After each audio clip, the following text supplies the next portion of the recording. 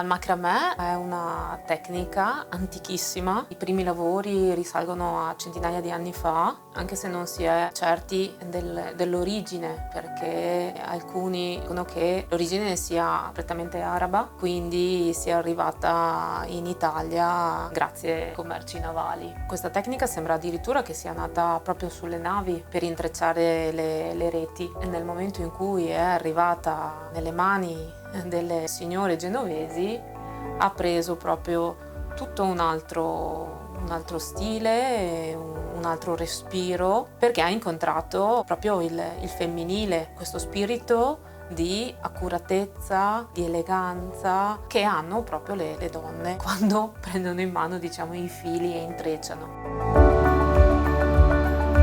È una tecnica che si basa assolutamente solo su intrecci e nodi, non utilizza nessun tipo di strumento, quindi non si usano telai, non si usano uncinetti, è molto versatile, può essere utilizzata per abbellire la casa, fare tende, cuscini,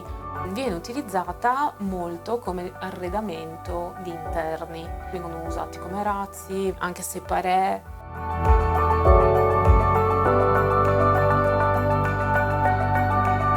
E a livello pratico si parte in primis da un progetto, che può essere un runner per la tavola, può essere una tenda, può essere un arazzo. Tu parti da questo e fai proprio un progetto. Attraverso il progetto vai a selezionare la tipologia di materiale che vuoi usare, quindi che sia cotone, che sia lana, che sia raffia, che sia juta, e da lì vai a costruire il telaio, perché il macramè con i suoi nodi diventa anche un telaio per utilizzare tantissimi altri materiali. Una volta tagliate le corde si possono appendere in ad esempio un bastone che può essere di legno o di altri materiali, oppure se è un lavoro un po' più di fino, diciamo, lo puoi fare anche con, diciamo, su un tavolo, con gli spilli, eccetera. Ma fondamentalmente tutto quello che tu vai a fare in macramè è un susseguirsi di intrecci e di nodi. Ci sono tantissimi nodi che si possono utilizzare per creare delle forme, delle linee e realizzare, insomma, il tuo progetto. Per fare macramè si inizia dalle basi, che è imparare a fare alcuni nodi, e questi nodi ti danno proprio la possibilità di creare forme e creare dei disegni. Però sta la fantasia dell'artista di macramè o dell'artigiano di macramè nel pensare, ideare e poi realizzare il susseguirsi dei nodi, proprio per creare la forma. I disegni che possono essere utilizzati, ce ne sono diversi, possono essere replicati per dare alcune forme, per dare alcuni movimenti sicuramente, e nei lavori incentrati ad esempio sui tendaggi piuttosto che sui cuscini o sulla biancheria in generale di casa ci sono veramente dei